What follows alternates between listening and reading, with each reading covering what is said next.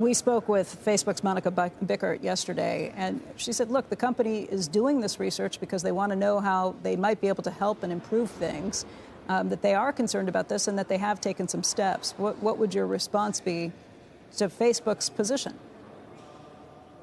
They did the research, but then they concealed it. They continue to cover it up. They won't disclose all of the files. They refuse to say when they may decide to disclose that research. And even more importantly, Facebook's leadership rejected the recommendations that were made to increase the safety of the site and stop dragging teenagers into these dark places, deepening their insecurities and anxieties, increasing online bullying and self-injury. They rejected those recommendations. So the decision maker here is not the Facebook spokesperson. It is Mark Zuckerberg. There are a lot of teens who are looking in the mirror right now and feeling bad about their self-image and about their bodies. Mark Zuckerberg should be looking in the mirror, and he should be coming to Congress. He's now on this no apology, no admission, no action approach, but instead of taking responsibility, in effect, he's going sailing.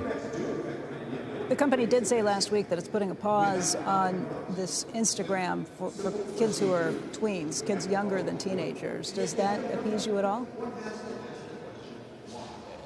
It's a positive step, a baby step, but hardly the end of Instagram for Kids, which is another ploy to exploit teenagers. In fact, now they're looking at the preteen ages, which is even more dangerous. And in her testimony last week, a Facebook witness failed to disclose when or whether they'll make a decision about whether to stop the pause. Again, Mark Zuckerberg's decision, almost certainly. So this kind of continued exploitation of children really has to end. A pause isn't good enough. They ought to decide to stop Facebook for Kids. They don't need it. They're making plenty of money. And all they're doing is increasing the amount of money they're making without regard to the pain that they're causing. Facebook's gotten dragged in front of Congress lots of times. There have been plenty of senators and members of the House of Representatives who've been pretty upset with things the company has done. But we've never seen it actually end up in any sort of additional regulatory scrutiny for the company and anything that they have been told they can't do. Is this time different? What are you hearing from other senators? This time feels very different. In a way, big tech is facing big tobacco's moment of reckoning. I will never forget the moments when we discovered during our legal action against big tobacco, which I helped to lead, that they had documents showing they knew about the toxic effects of smoking, about the addictive impacts of nicotine in their own files. The revelation about these documents feels very, very similar. And I think that Facebook is facing a big tobacco moment here.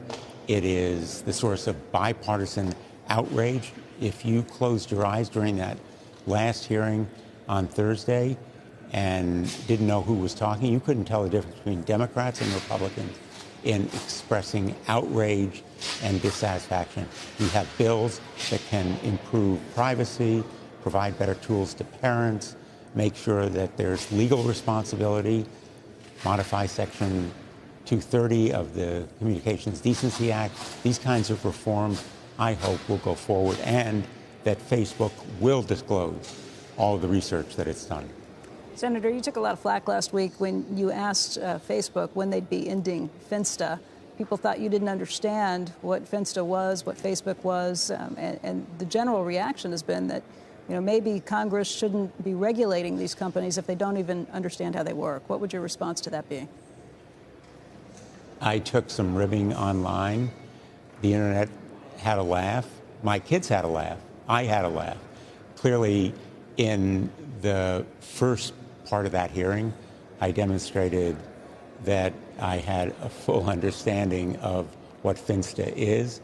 And rather than laughing, we ought to look at the deadly serious harms that are caused by Instagram and what can be done to help prevent those harms to children.